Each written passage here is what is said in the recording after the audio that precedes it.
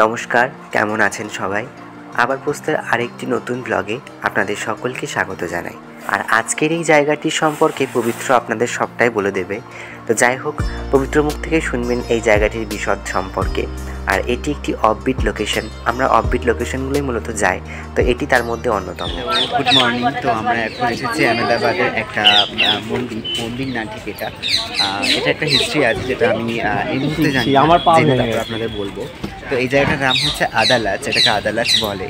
তো এখন আমরা ভেতরে যাওয়ার জন্য টিকিট কাটবো, এখানে টিকিট কাউন্টার রয়েছে। This monument has been declared to be of a national importance under the Ancient Monuments and Archaeological Sites and the terminates 1958. এটা হিস্ট্রি তো নেই কিছু, না হিস্ট্রি কিছু নেই, এটা দেখতে হবে হিস্ট্রিটা। কিছু নেই, এটা হচ্ছে একটা ঐতিহাসিক, বাট ওই হচ্ছে ভেতরটায় আমরা যাব। আর এখানে হচ্ছে টিকিট কাউন্টার, এখান থেকে টিকিট কেটে তারপর আমরা ওখানে যাব। আর এটা হচ্ছে বাইরের অংশটা। বাইরেটাও খুব সুন্দর দেখতে, চারিদিকটা গাছে ভরা, সবুজের সবুজ। আর এই যে আমরা এখন বাইরে দাঁড়িয়ে আছি, তার আগে আপনাদেরকে একটু বাইরেটা আমি দেখাই, দাঁড়ান পুরোটা দেখুন। আর এই যে এখানে বাইরে নানান দোকান সব বসেছে। আর এই হচ্ছে টিকিট কাউন্টার, এখান থেকে আমরা টিকিট কেটে মূলত ভেতরে ঢুকবো।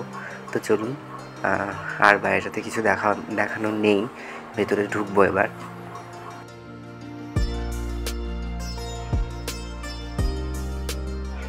চলো, আমাদের টিকিট কাটা হয়ে গেছে। দেবজিৎ, এই দেবজিৎ, একবার টিকিটটা দাও। তো আমরা এই যে টিকিট কেটে নিয়েছি, টিকিট কাটা হয়ে গেছে। তো পার টিকিট 25 টাকা করে নিয়েছে, তাই তো? আর অ্যাডাল্টদের জন্য 25 আর বাচ্চাদের জন্য দেখতে হবে কত লেখা আছে, 5 টাকা। আচ্ছা, বাচ্চাদের জন্য 5 টাকা করে। তো এখানে সামনে একটা হিস্ট্রি দেওয়া আছে, তো চলুন দেখি হিস্ট্রিটা কি লেখা আছে এখানে। of a Sanskrit inscription written the Devanagari script found on a marble slab positioned in recess of the first floor from the eastern entry of the well.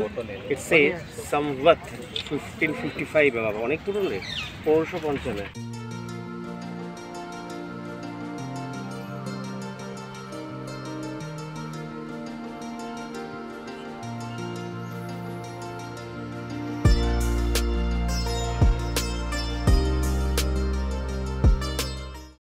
তো চলুন এবার ভেতর দিকে যাই, দেখি কি কি আছে ভেতরে।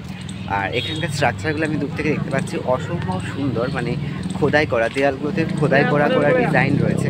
তো সেটাই এখন দেখার, আপনাদেরকেও দেখায়, দাঁড়ান। দেখুন কি অসম্ভব সুন্দর কারুকার্য, পুরো দেওয়াল জুড়ে খোদাই করা ডিজাইন তৈরি করা রয়েছে। তো চলুন নিচেতে যাই এখন, আপনারাও চলুন, সঙ্গে থাকুন। চলুন আমরা আস্তে আস্তে ভেতরে প্রবেশ করি। কতগুলো সিঁড়ি দেখতে পাচ্ছেন, রানী স্নানাগার বলে কথা। 11 শতকে রাজা ভীমদেব প্রথম স্মৃতিসৌধ হিসেবে রানী কি ভাও নির্মিত করেছিল। এই নির্মাণটা কিন্তু রানী কি ভাও নামে পরিচিত। আর এটা কিন্তু আমাদের গুজরাটে অবস্থিত। আহমেদাবাদ শহর থেকে মাত্র 17 কিলোমিটার দূরে পাটান শহরে এটি অবস্থিত। জেলা হচ্ছে আদলাজ। সেই আদলাজ জেলায় আমাদের এই রানী কি ভাও অবস্থিত।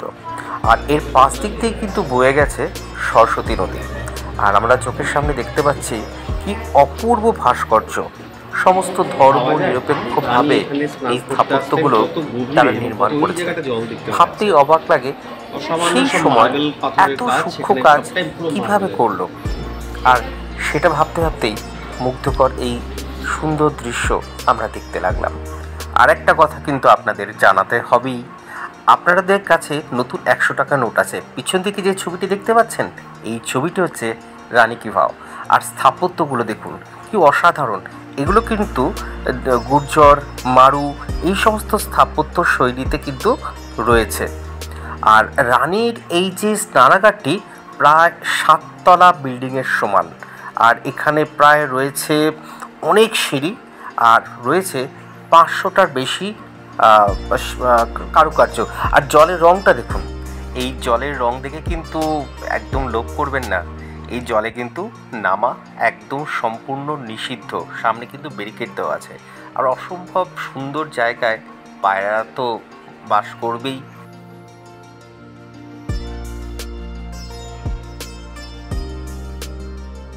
কালারটা খুব সুন্দর, জলটা স্বচ্ছ একেবারে। তো অসম্ভব সুন্দর কারুকার্য যেটা আপনাদেরকে দেখালাম। পারলে যখন আহমেদাবাদ আসবেন তখন এই জায়গাটা অবশ্যই ভিজিটের তালিকায় রাখবেন। লোকেশন ডিসক্রিপশন বক্সে আমি দিয়ে দেবো। অসম্ভব সুন্দর একটা জায়গা, দেখুন, মনোমুগ্ধ করা। আর শিল্পীদের হাতের কারুকার্য কিছু বলার মতো না। প্রসঙ্গক্রমে জানিয়ে রাখি, এই রানী কি ভাও 22 জুন 2014 ইউনেস্কোর ওয়ার্ল্ড হেরিটেজ সাইটগুলির তালিকায় কিন্তু যুক্ত হয়েছে।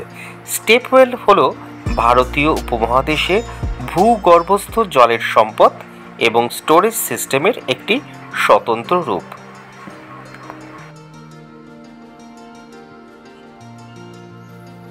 এই অসম্ভব কারুকার্য দেখে আমরা মুগ্ধ হয়ে দাঁড়িয়েছিলাম অনেকক্ষণ। তো যাই হোক, চলুন এবার এর ওপরে বা অংশটা দেখে আসি, বা বাইরেরটা আপনাদেরকে একবার দেখায় দাঁড়ান। এখানে আরেকটা ছোট্ট কথা আমার মনে হয় আপনাদের জানানো উচিত।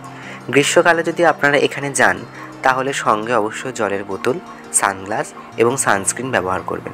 জলের বোতলটা সঙ্গে রাখতে এই কারণেই বললাম, কারণ জিনিসপত্রের দাম ওখানে অনেকটাই কস্টলি, তো সেই জন্য বললাম জলটা সঙ্গে রাখবেন। আর শীতকালে তো একদম খুবই উপযোগী জায়গা এখানটা ঘুরতে আসার জন্য। গ্রীষ্মকালে সঙ্গে এগুলো অবশ্যই রাখবেন।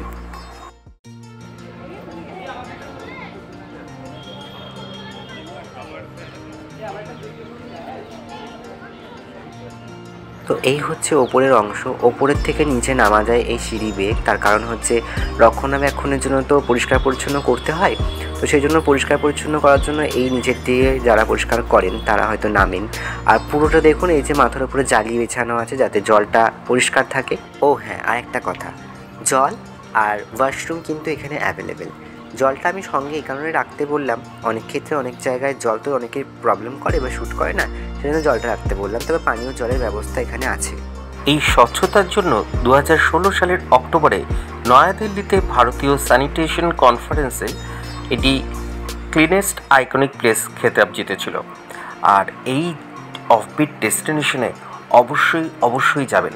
আর আমাদের ভিডিওটি কেমন লাগলো অবশ্যই কমেন্টে জানাবেন, আর ভালো লাগলে লাইক ও শেয়ার করবেন। যাই হোক, আজকের পর্বটি আমরা এখানে শেষ করছি। দেখা হচ্ছে খুব তাড়াতাড়ি নতুন আরেকটি পর্বে। ভালো থাকবেন সবাই, সুস্থ থাকবেন, সাবধানে থাকবেন। ততদিনের জন্য টাটা, লাভ ইউ অল।